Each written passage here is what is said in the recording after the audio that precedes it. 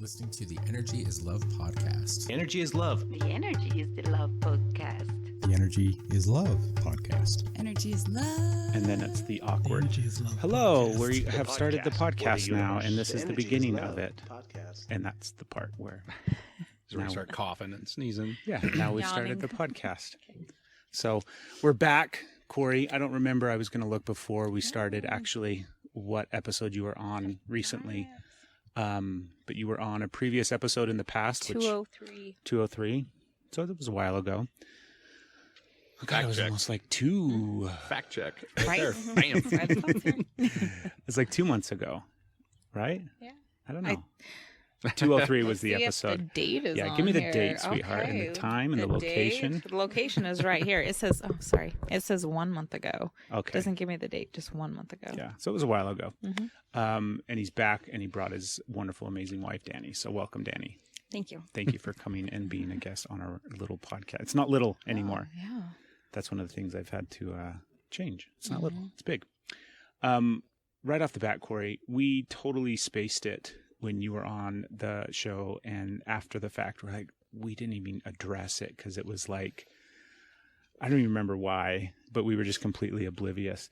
But if you go back and watch that, specifically watch that episode rather than listen to it, you have a hoodie on that is, do you remember what hoodie you wore that day? I don't. I've got like 80 hoodies. So the hoodie that you wore that day, I think it was Hell Satan 666 or something along those lines. Yeah. And what the fuck? Like, we didn't even address it. And so it was kind of funny afterwards. I was thinking about it, and it's just like, because it's not a big deal. Obviously, it's just a hoodie. But at the same time, it was like, I mean, that's something that we probably should have said, hey, what's that about? So what's that about? What's that about? Yeah. I'm actually a Satanist. Okay. So, yeah. I don't know how much you guys have like dug into that stuff. Zero. So So now we've got the next 45 minutes of Yeah. this podcast. Like, I think I know you're where not we're on going. the spot. I'm I'm very ready. curious. so I'm an active member of the Satanic Temple. Okay. So it's like a newer form of Satanism. Yeah. I know nothing. You not sure how totally deep. got to go in deeper. Like, you got to give us more. So if you, obviously if you the want to. Yeah. Yeah. that's a good point. Yeah. Right? That's probably something we should check on. Right off the bat, I'm sure everybody's got their assumptions, right? Yeah. And I do. And it's not even my assumptions about you because I know you personally, but it's just the idea of what that is and how that's.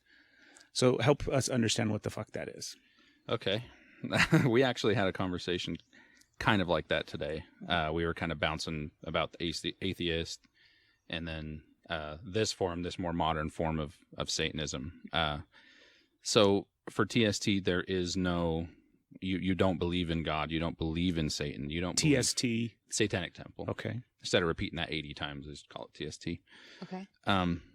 So you don't actually believe in this literal form. You don't believe in any of the supernatural. You're basically an atheist, but you've aligned with this church, this religion, and there's a lot of combating, like for reproductive rights. That's a huge thing with TST. They were doing After School Satan, which is a program, and it's in a lot of the more southern states, but they were putting basically Bible study into the school after school, and there was a lot of these kids that don't have like babysitters, so the parents were relying on these programs, and it was just a form of getting the church into there. So they started forming this After School Satan Club just to kind of counter that. There's been a lot of stuff with Ten Commandments monuments going in on state capitol buildings. So they've built a Baphomet statue that they now lobby to put in. They follow all the legal recourse. A Baphomet statue? Yeah, so What's that? it's like the goat head with the male body with breasts, and then it's just like a lot of just stuff mixed together Okay. for a reason to kind of generate not really controversy but thought. But they've worked on that, and the idea isn't to just, it's either get the 10 Commandments off of state property or open it up to everyone. Every Okay. religion. It's pluralism.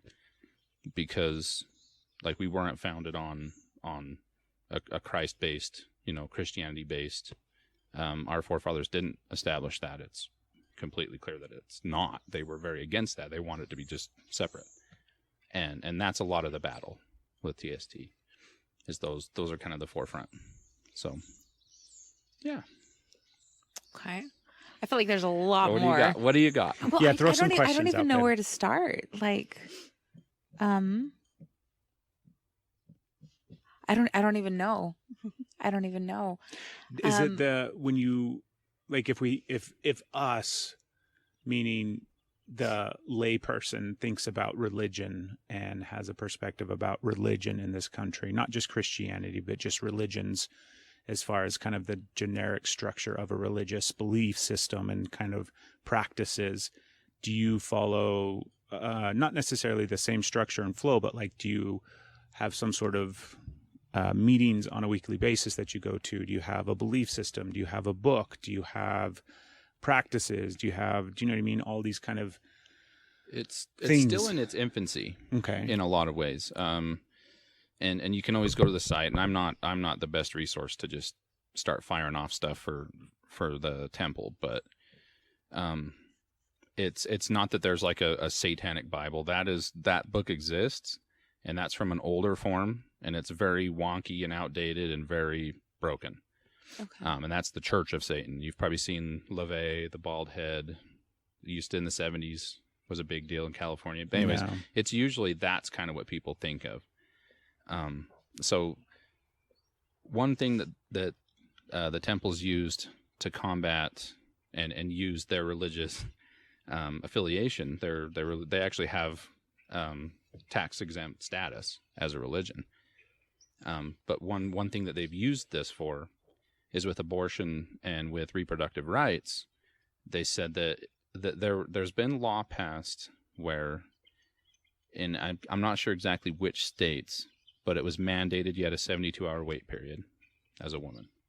So you have to appear, and it might be 5 hours from your home to get to the clinic to get an abortion.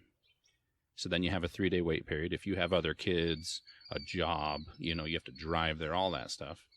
And then there's also a pamphlet that's handed to you with a lot of like, it's not scientific fact. It's not medical data. It's more like trying to guilt you into not having an abortion. Mm-hmm. And they've said if you simply say that you are part of the Satanic Temple, that is directly against your religious beliefs.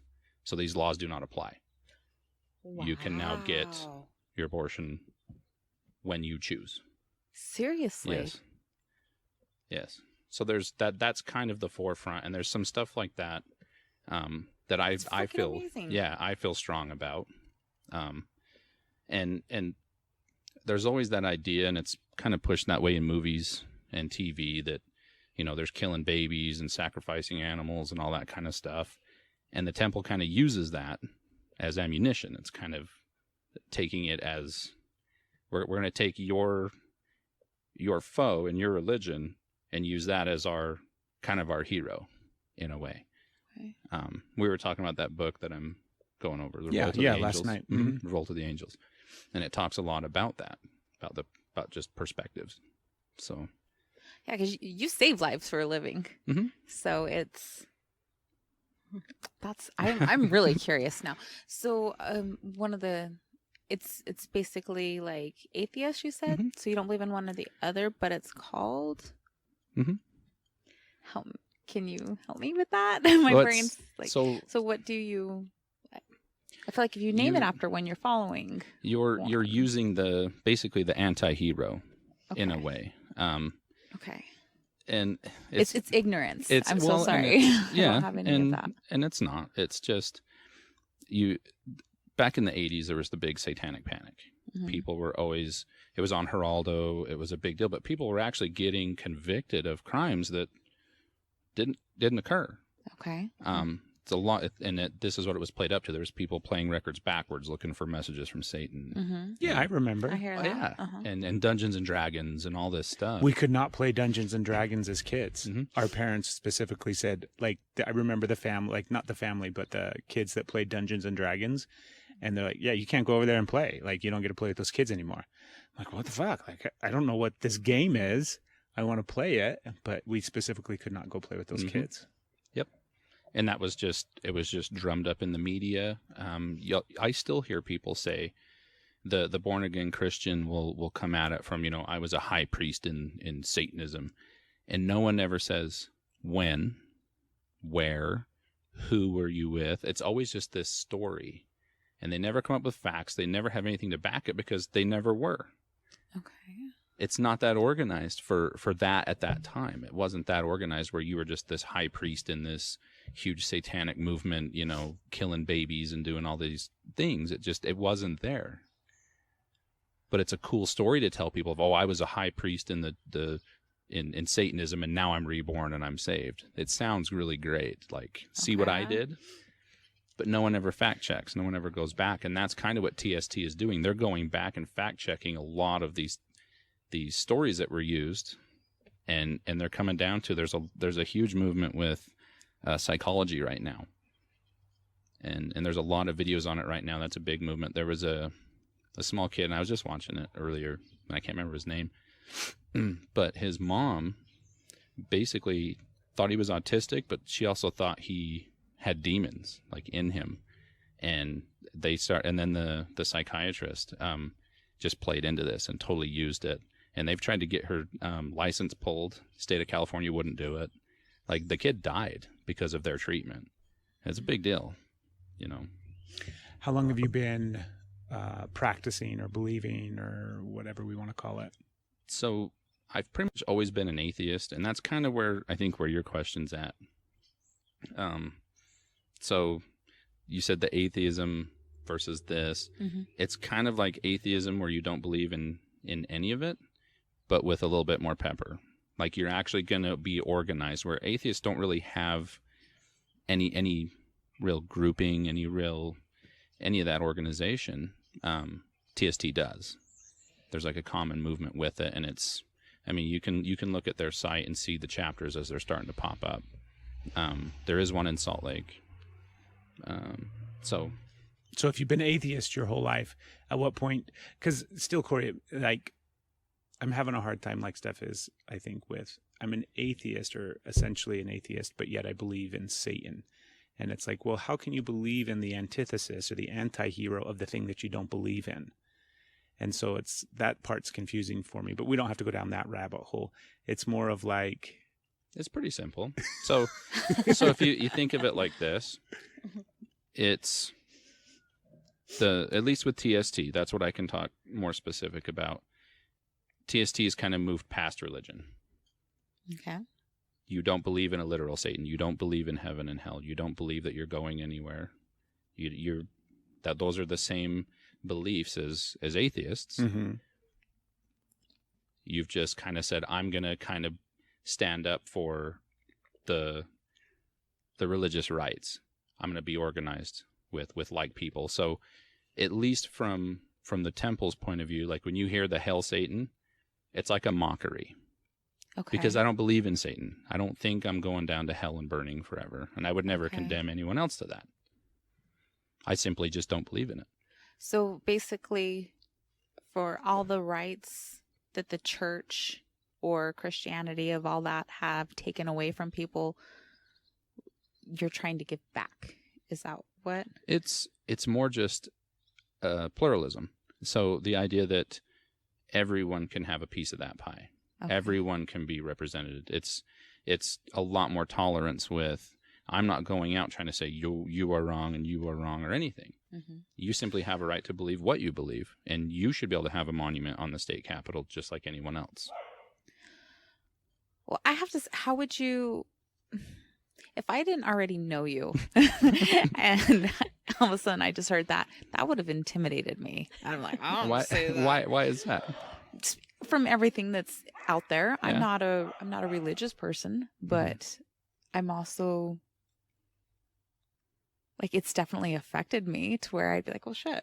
Like, what do I do with that? Yeah. Like, hey.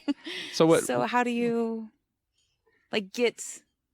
Dani, I'm sorry. You're fine. Like, is this something that you, like, what are your beliefs? How do you sit when it comes to this? We've had this talk. I'm sure you have. I am. Fucking walks around with his 666 Hail Satan shirt Yeah, on. and I'm like, what's that one? And my Oh, beliefs. lie. See? Yep. Okay. I'm not sure what I'm kind of in between. I don't know what I believe about all of that still. I was born LDS, and I'm still part of the LDS church, like on their records. Okay. And so, but I don't believe in a lot of stuff they believe in. Mhm. And so I'm kind of stuck in the middle because I'm probably more atheist, like he says, than I think I am. But then I believe in afterlife and that kind of stuff. So I have a hard time going down. We've had that talk earlier, and Yeah. and I don't know what I believe about all that yet. Yeah. I still haven't made up my mind. When you met him, because you guys have been together for how long? So married 6 next month, But together, and then 7. Yeah. Yeah. okay. Was Kind he? of similar time frames. Yeah, it is. Was he a practicing? Dude, I don't even know what to fucking call it. Like, Is it Satanist? Is that what we Yeah. say? Practicing? Or is that just me No. being stupid? Satanist. like That's fine. I very much want to be not just respectful, but also like, in no way, shape, or form do I want to come off like I'm mocking you or teasing you or Yes. making fun of you in any way, shape, or form. But it is weird, and It's just unknown. And it's Except for me, off-putting just because of the history and Exactly. what we grew up with. exactly. And that it's that off-putting that we pull from to get that social change. It's not my belief in Satan that scares people or invokes all of that. It's Their their belief. Okay. You see how you twist it, Mm-hmm. flip it? But how is playing off of? Okay, I'm getting super fucking squirrely. Was he? No, he wasn't practicing, but he's always been an atheist. Like, He's Okay. always not believed in. that Okay. kind of stuff. So that happened when you guys were together. You watched that journey take place and had to be like, what the? What's happening? Yeah, but everybody's beliefs are their own, and Yeah. if he has those beliefs, and mine are a little different, it doesn't matter. Yeah. Everybody should have their own belief system, and Super Go ahead. curious. For Well, and I like talking about it, and I like just thinking. The conversation started earlier, and I just asked her. I said, when you were growing up with God, what was God? And it was like always a male, right? Heavenly Father, God's a guy, always. And I said, well, so he has a penis. Well, who does God have sex with? Because that's the only reason you have a penis, is to procreate. And no one ever stops and thinks about that fun fact of why would it always be a male? It doesn't make any sense to me. I can't wrap my head around that. To me, it's invented by men with penises to be in charge. Yeah, we're not created in God's image. God is created in our image. Exactly. I Yeah. believe that. Exactly. And at the time when people, were creating things, it was men. Mhm. It was men Yep. creating Yeah. things and Yep. putting out information for the rest of the world to disseminate. Definitely struggle with organized religion. It's not something that it's not something that I believe and follow, and I think it's cruel. But I still so you don't believe in like energy or What do you mean? Like in what Um, way? like you say there's nothing after, so does that mean that like people that have passed that you I feel like I just did the very common thing. she we were in this conversation earlier. Okay. You're hitting right on it. yeah. What do you, yeah. So what's the answer? Well, we had this conversation because I believe there's something after. I don't believe that you just are gone. Yeah. And he believes in some kind of energy that could be after that kind of holds somebody here kind Yeah. of thing. But he doesn't believe in there's an after place. And we talked about like the after places, like the heaven or hell. Like that, kind of yeah. thing. But Like I just think there's that consciousness, that whatever you want to call it, Mm-hmm. and I think science has not caught up yet to figure out that piece of the puzzle. And I think Okay. it will. At some point, science will come up with an answer on where that goes. Are you waiting for science to come up with an answer? Like, do you need science to come up with an answer for you? Yeah. Yeah. I mean, for me, I am comfortable to say I don't know, because we don't have the science to back it up. It's that simple for me to just say I don't believe in this organized, man with a penis upstairs and some dude in the basement, stoking the fires. I don't buy it. But I don't know that I'm ready to just say it's lights out and there's nothing. Yeah. You know, science might solve that, and it might be nothing. Science might solve it, and there might be actual energy that just changes forms. Mm-hmm. I would follow that. Danny, what do you think? Are you still stuck in the space of trying to figure out if there's heaven and hell, or? No, I know there's no. Well, I feel there's no heaven or hell, but I've seen a lot and been around a lot of deaths that I can definitely say there's something after, and so that's why I'm still. I don't know. Yes. So. Let's talk about that if you are okay. Because when I became a police officer, that was something that I was so unaware of that I was going to be dealing with. I had no idea that I was going to be there at the time of people dying, whether it was literally as it was happening or shortly thereafter. And not only did it fuck with me in so many different ways, but it also, there is a thing, like I have a contextual understanding of what my belief system is now in regards to what that thing is that takes place when somebody dies. Like literally, you know, the death rattle when they take their last breath and their heart stops beating in that moment. And there is something that happens and takes place. And I can give you my take on it, but I'd like to hear what your take, not just the experience of what it's like, but what do you think, even just in a, like maybe we can just fucking spitball ideas because obviously none of us really know. Yeah. But what does it feel like for you in those moments, and what do you think happens in those moments based off of your experiences?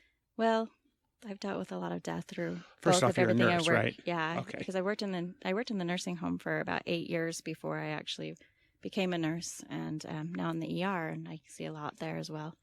And it's just there's some kind of calming presence and stuff after somebody dies that's just, I don't know. Something's there, but I don't know exactly how it is. But yeah. It's palpable though. Yeah. Yeah. So that's why I still believe in there's something that happens in between death and wherever else they're going. So yeah. I remember times where, like, there was a handful of times when I was there as it happened. So I was there, like, you know, in the progression of as it was happening and as it happened as somebody passed away. And also I was there a lot more often. I was there right after it had happened. But it's the type of thing too that kind of lingers. It doesn't immediately, I don't think it immediately kind of disappears. And for me, it's just an energetic thing that takes place. And I mean, I have a pretty picture in my head of what it is and kind of how I visualize it and whether or not that's just how I make peace with it. But it's like there is a transition from somebody's energy leaving their body, I think. And I think that's what we are experiencing, because it's not a palpable thing that you could, like, I mean, I think science may one day have some sort of fucking machine that they can set up and read and sense and pick up and take a picture of something. But it's a very, I mean, I have never experienced it, energetically speaking, in any other form or fashion. It's super unique to that moment specifically. And I've experienced some really fucking weird energy things before.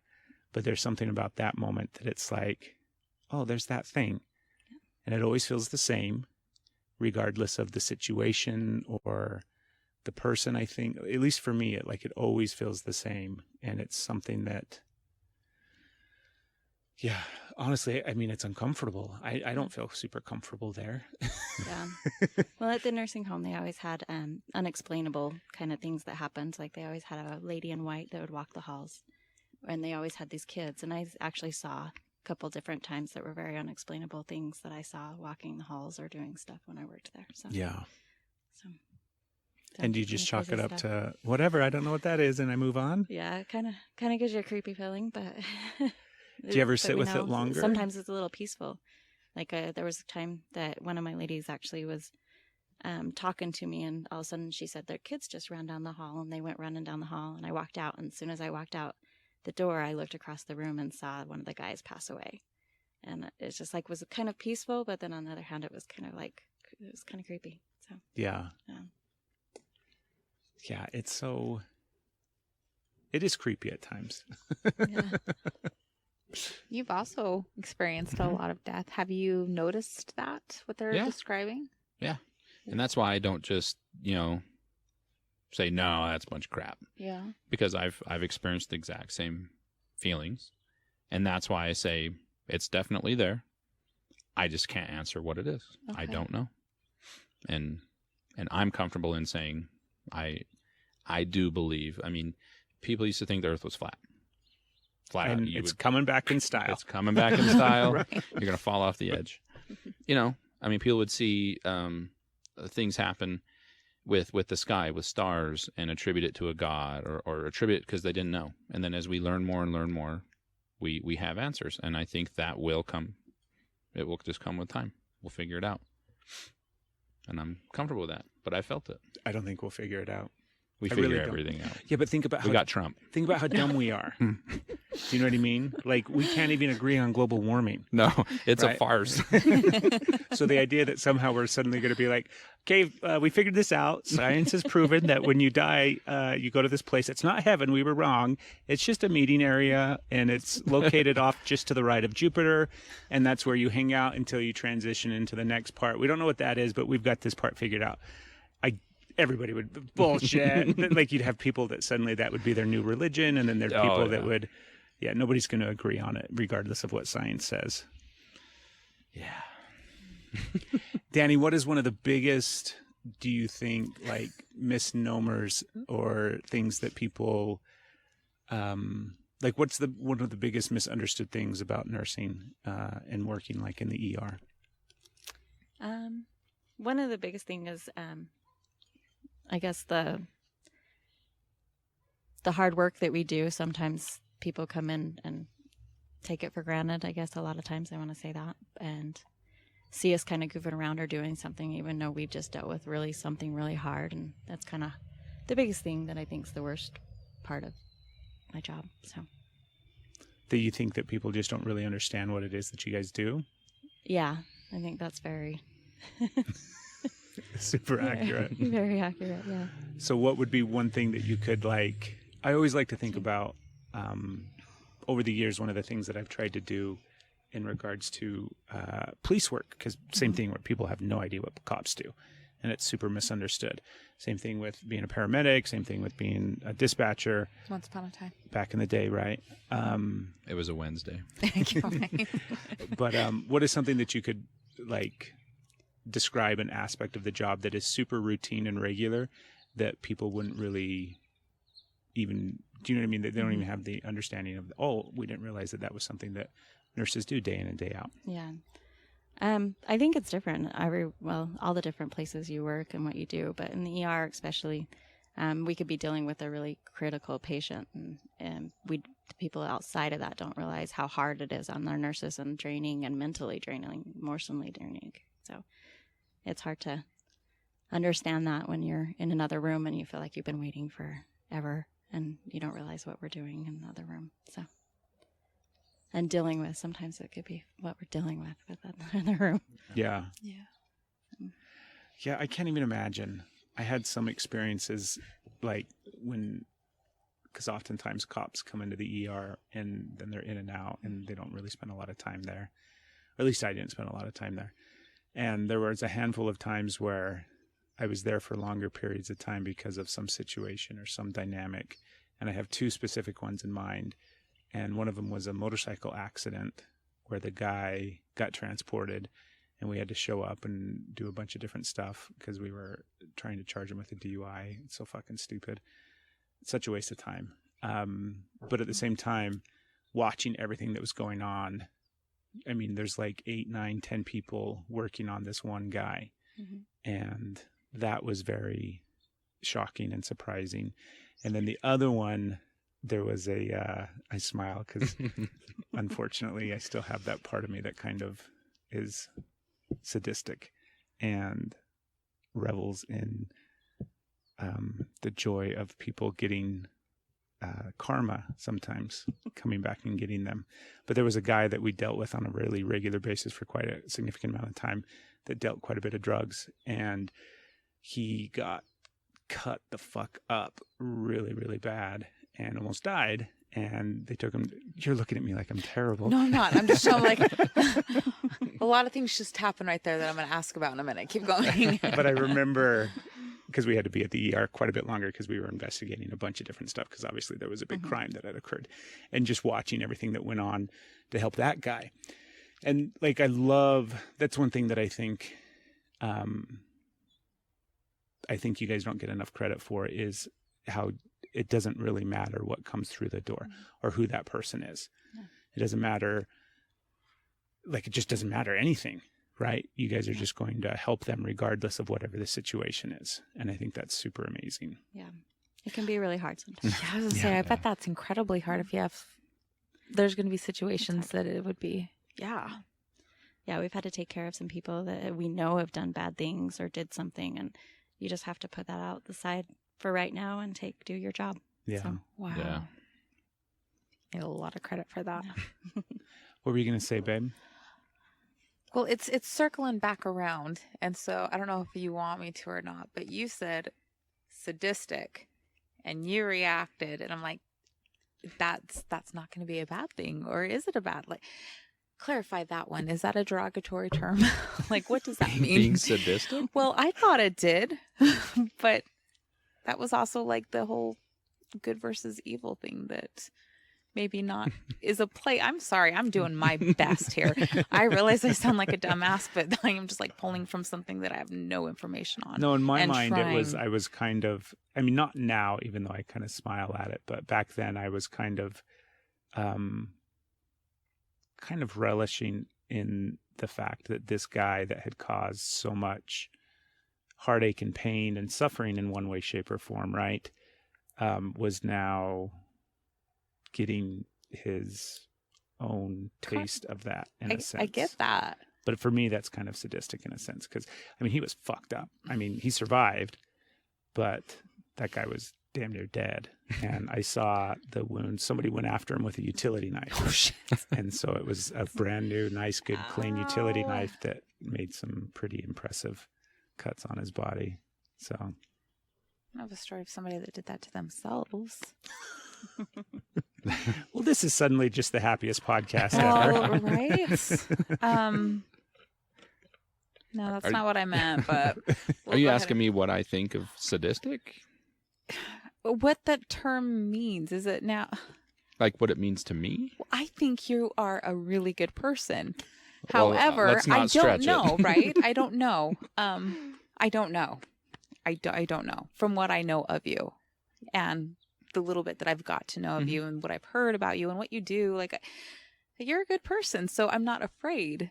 Uh-huh. And I realize that I don't think the word sadistic has anything to do with Satanism. it doesn't. I don't I think don't so. think so. We'd have to look up the definition, but I Well, think it's more of just like a Okay, negative well, term. I don't know. That's fine. Now I know. I mean, I'm it doesn't I'm like, that might be rude. have Like, anything for me. Okay. So that's I don't funny though. It's know. funny that you say that. So if you didn't know the stuff you know about me, Mhm. if finding out that I was a Satanist, would that automatically make me bad? Would it make you bad? No. But it would make me cautious. And it would depend on the energy that I felt from you. If I had originally had uncomfortable feelings around you and I didn't like the way your energy felt and then I found that out, You'd I be would like, very "Ha, much create aha." a story. I'm like, Yeah. Got it. So, but it would not make you bad. I would be curious, but I would not be like, hey, tell me about this if I didn't know you and just said, I'm like, okay. Yeah. And I would rather answer questions. I would rather try to explain stuff. I like that a lot more I bet. because a lot of people don't understand. And the thing I really like about TST is we're not out. There's no missionaries out there banging on doors like, do you want to hear the truth about Satan? Can I come in and have dinner with you? I'm really curious. I know you're this curious. pamphlet with you. Yeah. Like nobody's doing that. Nobody's spreading this around. I think just hearing that one aspect of how that can protect The abortion rights. yeah, like women and children in that space that don't get to be an advocate for themselves, that still have to have somebody speak for them. I think of how freeing that could be in that situation. So I wonder what else is out there, what else is happening. But then I also see the flip side. I'm like, is there a cost? Yeah. Like, what else? Yeah. So It's probably just- like anything else, right? Especially, it's not even just with religion. It's with any organization and group of people that come together. There's going to be people that take the information and fuck it all up and turn into terrible people and use it for terrible things. And then there's going to be people that are just obviously good, normal people. And this is just what they believe. So it's probably no different. Go to Guatemala on medical missions and save people all the time. And like, that was all her. I thought you both went. We did. Went. I just I'm the stand one that behind her and organizes it. I just stand behind her and do nurse stuff. Tell me what to do. That's the stuff I like to do, but I just drag him along. It was fun.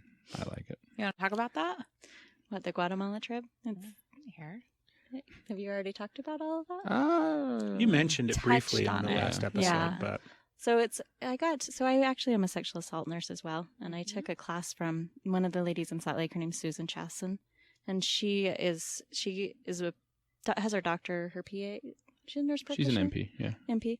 Well, anyway, she goes to Guatemala a couple times a year to go help them there, and she kind of got me involved, asking me to go help. And since we went the first year, and we kind of did a little bit, but then the next year we ended up doing a lot for the firefighters and everything down there, and actually doing training and helping people down there, and it's really humbling. Mm-hmm.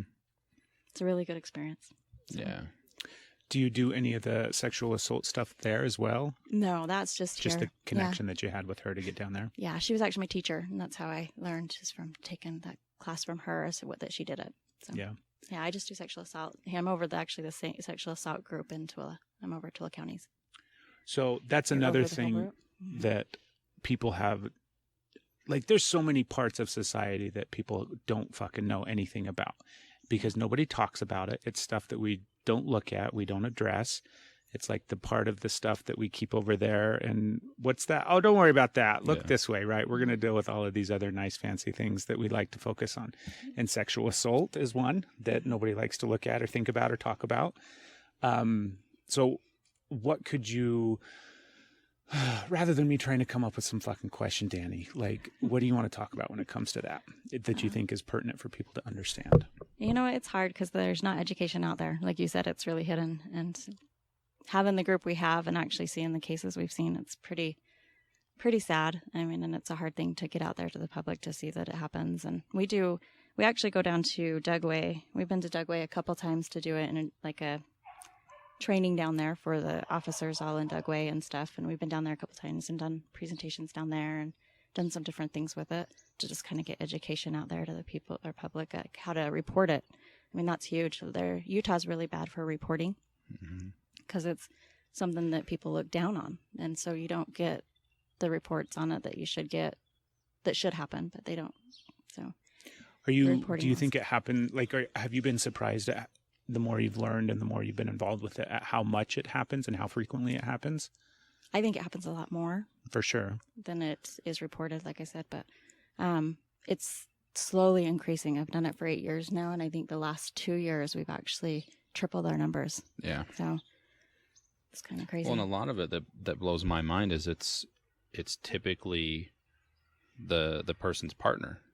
It's typically someone close to them. It's not just some stranger that, sometimes, but it seems like it's somebody they know at least. Way more someone that's already in their life and close to them. Mm-hmm. That's heartbreaking.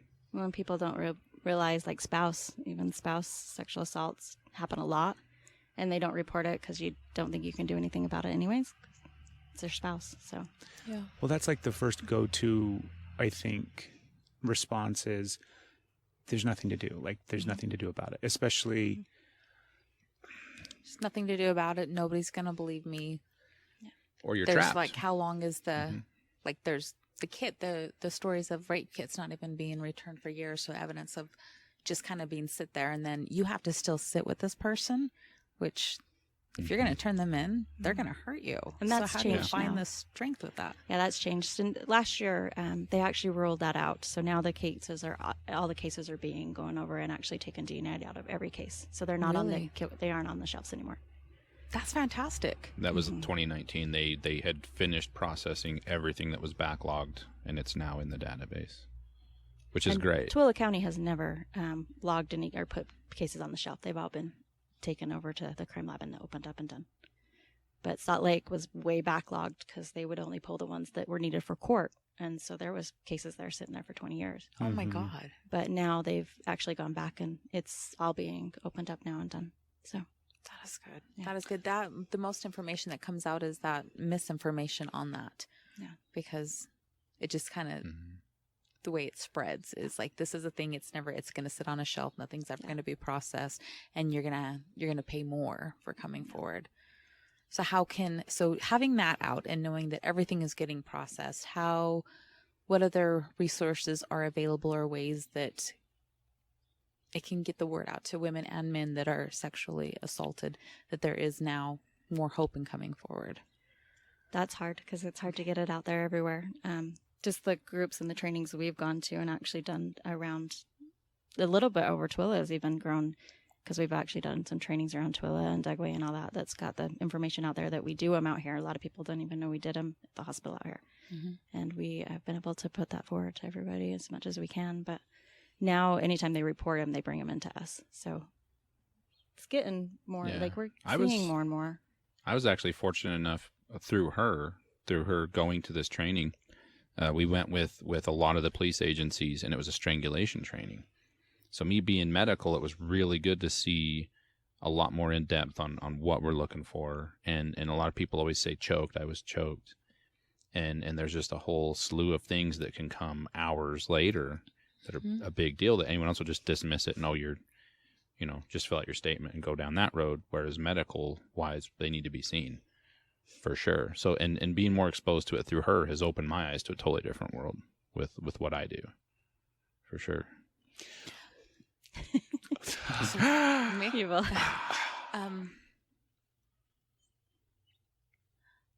That's a sensitive subject. Yeah.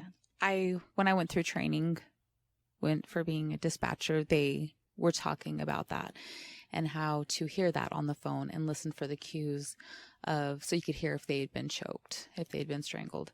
And I remember feeling hope at that point in hearing that and know to listen, because I had had an experience with a very abusive ex, and the police were at the house for that, and they had talked to me. They'd been at the house a few times, and there was only one time that he was actually arrested. And I remember like having that, and nobody noticed anything. Mm-hmm. Nobody noticed anything. And at one point, just like it had an officer say, well, I can see that you're really upset. And so that came like it was me and my fault. And I was just very quiet and didn't say anything. So just that being out there, that you don't even have to say anything, that somebody's going to see you and see you like just trying to clear your throat a lot, or that's huge. Yeah. The training, like at the hospital, we look for those cues now when they come in. A lot of abuse questions are asked anymore, and suicidal questions and that kind of stuff, more than they used to be when I started. So how do you do it if you have a woman that fell down or whatever reason, or could be vice versa, a man, a child? How do you get them alone to ask the questions? How do you get the spouse or maybe the parent out of the room to ask those questions? we usually find ways to ask them to come out to the waiting room or to do something. We always usually find a way to get them alone, or take them to, we'll say, an x-ray or something, and we'll go and question them over there where they're not around the parents or the spouse. But when we notice cues, so we usually are really good about asking now. A lot more than when I started. What happens if they don't say anything, but you can tell? Like there's enough that you know the evidence is there, but they're too afraid to talk. It's hard because they have to be able to consent for anything. And even for the cases, for the same cases that we do, we have to have a consent for them to do them. So it's hard to go down that road. We can report it. I mean, we can report it to Child Protective Services if it's kid, or Adult Protective Services, or we can report it, but we don't know how much will actually get done. So, Can you explain? Can you explain what it looks like when somebody comes to the hospital after being sexually assaulted, and what that process looks like for them? So patient-wise, they're all different. Every patient that we've seen has had a different demeanor, has a different way they come in and present. But the way it goes from the hospital is we medically clear them first. The doctor has to see them, and we get meds for them for any STDs or anything that can happen. And then we actually have a privacy room that we take them in to do the kit. which means we collect all the DNA and stuff that we can and in the places that we feel we need to, and we take any kind of photography of any injury or anything. And then that kit goes over to the police department. So, chain of custody. And then how much, because it is such a sterile, cold environment, how much, like, what do you do personally, Dani, to help mitigate that? Because obviously somebody is super in a activated traumatic experience. And so what do you do to kind of help in that? It's hard because you have to be kind of not biased, and you can't think your own thoughts when you go in. You can't figure, they were totally wrong or in the right place or wrong, kind of thing. You have to keep that all to yourself. So it's kind of hard, and you just have to care for the patient as much as you can. But it's not an easy thing because you're taking DNA samples from places that you've already been traumatized. So it's never easy. Yeah. I remember,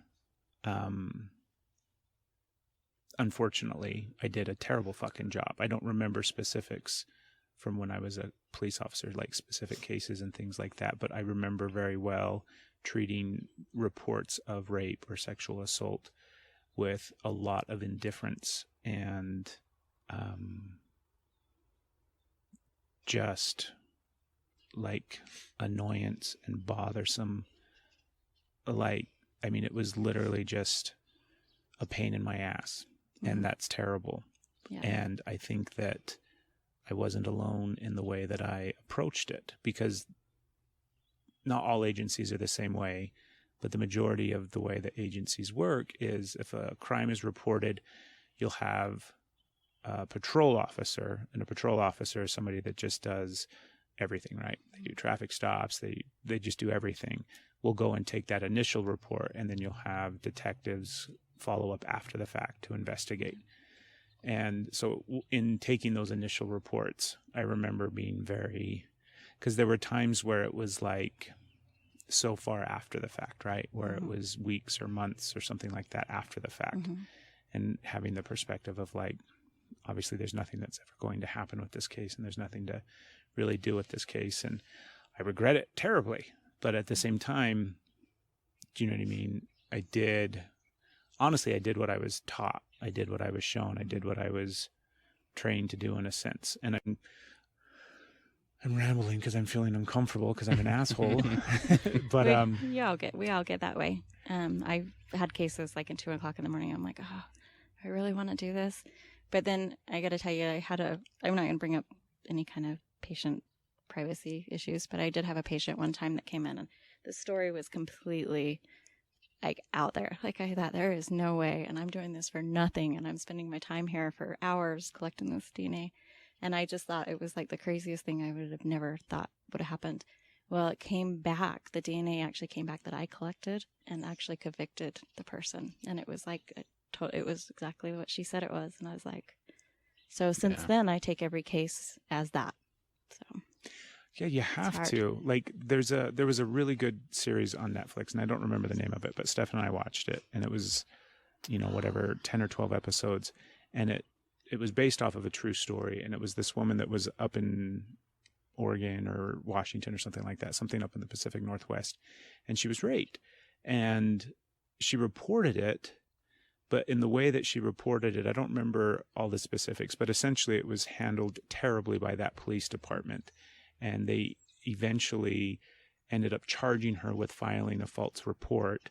And actually, like, the city, she had to pay like a $500 fine or whatever for filing the police report falsely.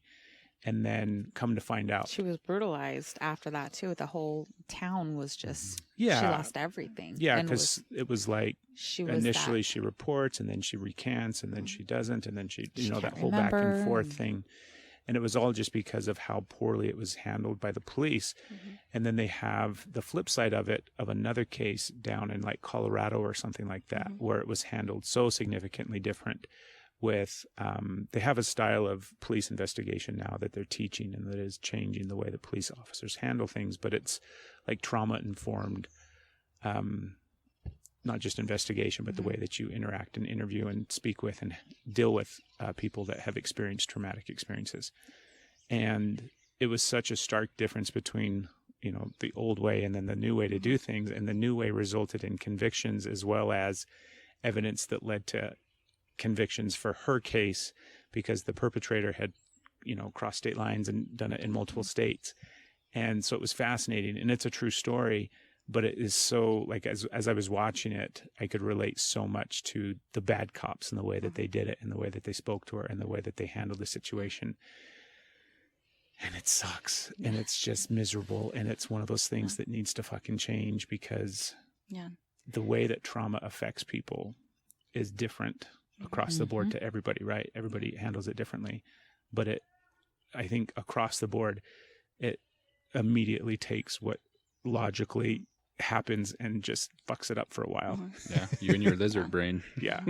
Well, in the class we took, it actually talks about that, how like a trauma can scramble, like you come in with pieces of it, but you don't ever come up with the full story. And cops and get that story, and they're like, this lady's crazy. There's all over the place. But in the training we took, they actually talked about that a lot. That you have to kind of take the pieces and kind of dig out what you can, and then things will come back eventually. So Yeah. Well, like the EMS side, like, and I'm in the same boat with you, where I've walked in and I'm like, well, you're breathing fine, you're good. Or you're wanting to just fire off questions. And that's the exact opposite of what that person needs. They need somebody that just wants to make sure they're safe and get them to where the help is. Because we're not going to fix that. The cop's not going to fix it on the scene. I'm not going to fix it, but all I can do is help make you feel safe and get you in touch with help. So very eye-opening for me. I have another question I want to ask you guys. Boxers or briefs? Just commando, straight commando. Yeah, neither. You guys have, this is, You got this. yeah, I can talk, right? These aren't hard questions. But you guys, this is your guys' second marriages in life. You guys have had previous marriages and previous lives, and you both come to your relationship with kids and the whole dynamic of trying to blend families and deal with exes and still at the same time deal with your relationship on top of goddamn teenagers. And it's all stuff that Stephanie and I can completely relate with. And so what has that experience been like for you? And what are some of the things that you guys have fucked up and learned from, as well as like some of the things that you guys use to kind of stay, not just stay together, but it's like, you really have to be a team, because all of this shit's really fucking hard. Yeah. Not just marriage. I think there's something different than like when I got married the first time when I was 20 years old. Right. And so that came with a cost as well, and things that I didn't know, but there's something a lot different when it's your second marriage or your third marriage and you've got kids and all that other kind of stuff in the mix. So what's that been like for you guys? it's been really hard. Yeah. It's a lot of work, but learning. Yeah. A lot of learning. I know when we got together, I thought we were just going to be the Brady Bunch. I thought it was going to be fine, and I thought it was going to go so well. And yeah, it might take a few months. Thank you. you. A little bug on your nose. But I totally thought that eventually, because our kids at the time, I think our oldest was 11, 13. 13. I think she was 13. So she was 13 at the time when we got together, which is kind of old. Okay, 13. I think 13 when we moved in. Maybe she was like 12 or. Obviously, we suck at fucking math. Years, right? Back in 1929, it was July. It was snow. It was snowing in July, I remember. I thought it would take like a year, maybe at the most, and then everything would be fine. And it turns we even out, bought a minivan. Yeah, and that didn't help. So many cool points gone. Well, she put in a lot of work, a ton of work trying, and my oldest daughter was not having it. Not having it at all. It was just brutally just terrible. Not only to her, but to her two that we were trying to, because I had two daughters. She had a son and a daughter. She was just horrible to them. Yeah. And that was trying, because you're always getting pulled pulled, and learning how we could bridge that and make it so it's not us versus them. It's huge. Yeah. It's gotten lots better, but worlds better. Because we had to learn to not like take sides and not be split. And we learned how to do that. And then once we did that, it's been fine since then. But there for a while, you'd have both kids pulling you both directions, and it's like, yeah. What did you do to fix that? That's also ours. 2 daughters and a daughter and a son. So we came in with the same mix. I think the biggest part was communication and sticking with that, like setting those boundaries together. And then really, it's hard. It's hard when you've been used to being like the single parent with these two, and you're trying to be cool and try to bring it together. Same thing for her. You know, she's trying to you know, you're mothering and protective, you know, but you're trying to bridge that gap and be fair to everybody. It's so complex. We finally just went to the kids and said, you guys can't go to one of us. You have to go to each other or come and talk to both of us at the same time. And that really did fix a lot of it. Yeah. Yeah. It's so much better right now. How many do you still have at home? So we have the 2 at home, 2 girls.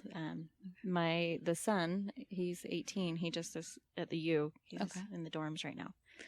So, and then we have the 16-year-old and the 13-year-old at home. Oh, I thought you said 2 daughters. Yeah. So the oldest that was really, really bad, she moved in with her mom and wants nothing to do with any of us. She's just like, wow. But looking at it though, she wasn't happy, and she was just taking that out on the whole world. Yeah. And so I look at it from, you know, if someday she comes around, great. But if she's happier being over there, then she should be happy over there, because we're happier without that drama.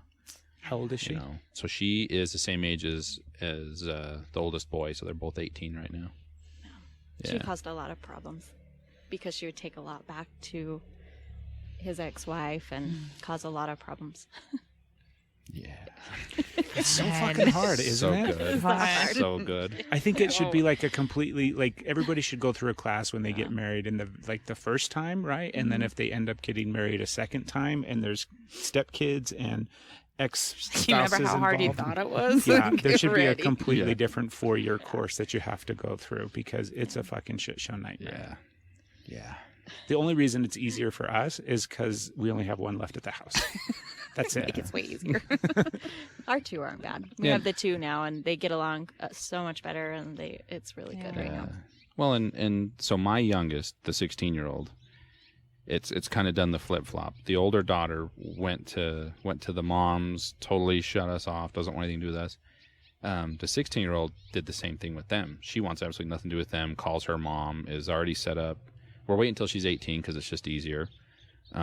But she's already going to set up the adoption. She's done with all of that. So they just kind of did the flip-flop. So it's hard, but they're actually happier like that, you know. And the younger daughter, they're actually getting along a lot better.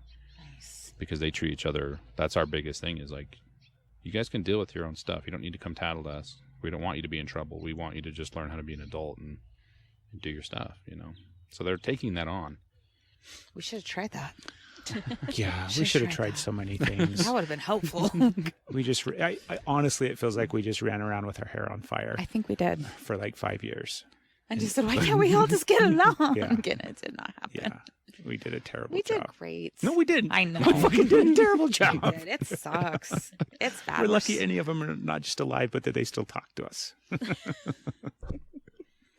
I don't even know. What Yeah, is what has parenting been done one well. of the hardest things in your guys' relationship? Just in, like, because there's so many dynamics. I mean, I know Kory obviously more than I know you, Dani, but the fact that you both have these incredibly stressful, taxing jobs, right? That's a huge issue. That's a huge block. That's a huge thing that gets in the way. All the blended family stuff that we just talked about is another huge issue. Undoubtedly, you both brought maybe just a bag or two of your own baggage to the table when you guys got together. But what has been one of the biggest things that has been hard to get through, and maybe is still kind of? The kids have been the hardest for me. Yeah. Yeah. Because everything else, we get along really well. So we don't have any other problems. Any of our fights have mostly been about either kids or. Yeah. That's Yeah. it.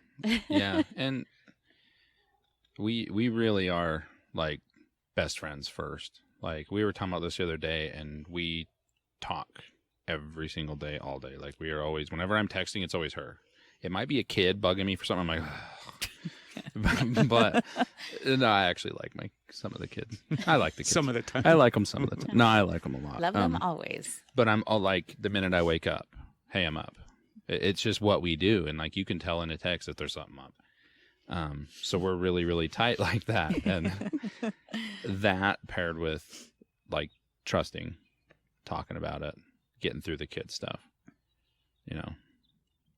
Danny, what do you like about him? Kory? It's boyish good looks. Oh, he's a good guy. Sometimes. Sadistic. No. No. He's a lot more like me than than it seems. Yeah. But we get along good. He's my best friend. So. Yeah. Love that. He's all right. Love that. Anything else? Do you have any other questions, babe? Anything else you wanted to touch on?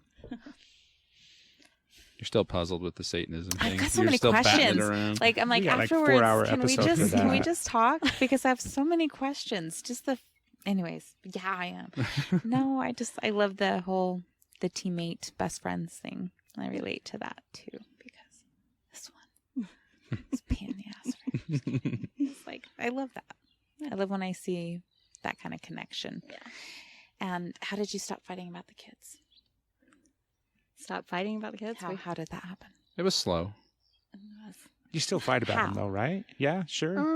Not too bad anymore. Okay, No. how?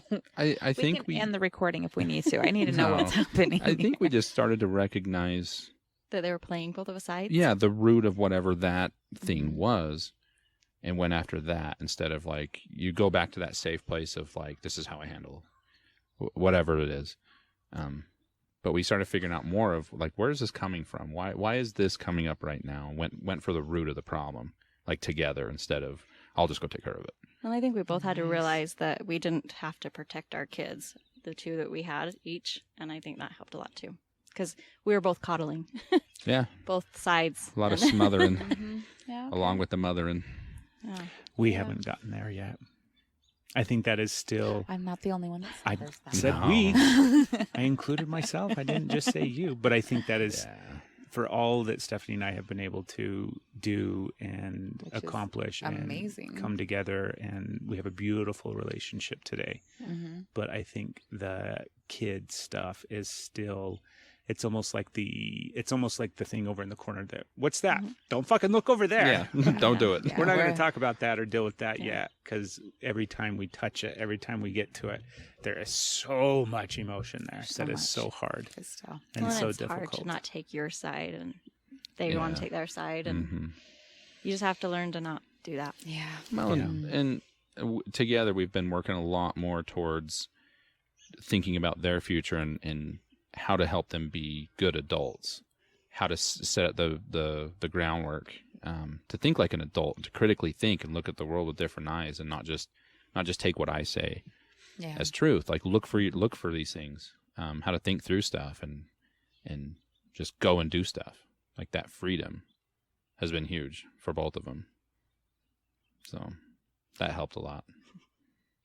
Get out, go do things, Go figure it out. do all the stuff. Go let everything happen. You guys are awesome. Thank you. Yeah, I'm just stuck to fucking kids. At least we can make fun of them. We'll be on the scene where they'll do something and we're like, did you hear that, dumbass? Yeah, So we we are can on the make same fun of team them. when it comes to that. sometimes. We're on the same team when it It comes to depends so on many which different kid does things. it. Yeah. We should end the No, podcast. It depends on the day. God damn it. See, now we have to, let's bring that thing over and we'll talk about it and deal No. with it. And Tap Danny and Kory can just sit here and enjoy Like us mediate fighting this. on the fucking Like, okay. podcast. This is where you guys can do this better. We've gone through all of it, I promise. Oh, so long, so hard road, Yeah. Yeah. but it's worth it now. Now we just look back and go, how the hell did we get through that? Like, oh my God. Yeah. It was like every single time stuff was like, that's good. Boom, out of left field, like Yeah. just crack. Yeah. Yeah, like we on the day we got back into town from our honeymoon, we got served papers that we were getting taken to court for custody. It was just like, ugh. Yeah. And then that was a year-long battle with trying to get 50-50 with his girls, and it was Yeah. ugly. It was so bad. So we went through it all. All of it, custody evaluation, the whole nine, tons of money, all this stuff.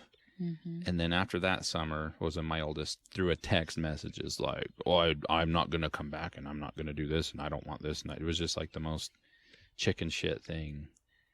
And we're both just like, I got to the point where I seriously just handed her my phone. I'm like, I can't even, I don't know how to fire off. And she finally got to just vent what she felt, because we agreed, we felt the same way, but I was just so mentally taxed. I'm like, I'm out. I'm tapping. You know, So so we it was finally like, just let it go. Yeah, Yeah. one thing after another, and kind of learning to let that go made it a lot better for everybody. All the kids were a lot happier. Yeah. All of And they them. all want to be there, and it's a Mhm. lot better just without all the drama. So Are they not just the hardest fucking thing that you could ever imagine doing in your life, Yeah. and consistently just are like, these things are so hard to do Yeah, and like deal with. use protection, kids. Yeah. Wrap it up if you're going to play in the rain. Yeah.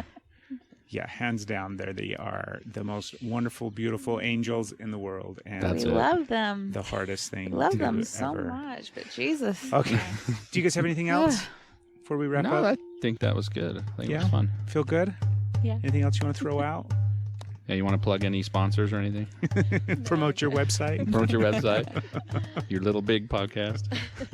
Thank you so much, guys. We Thanks. really, really Thank appreciate you. it.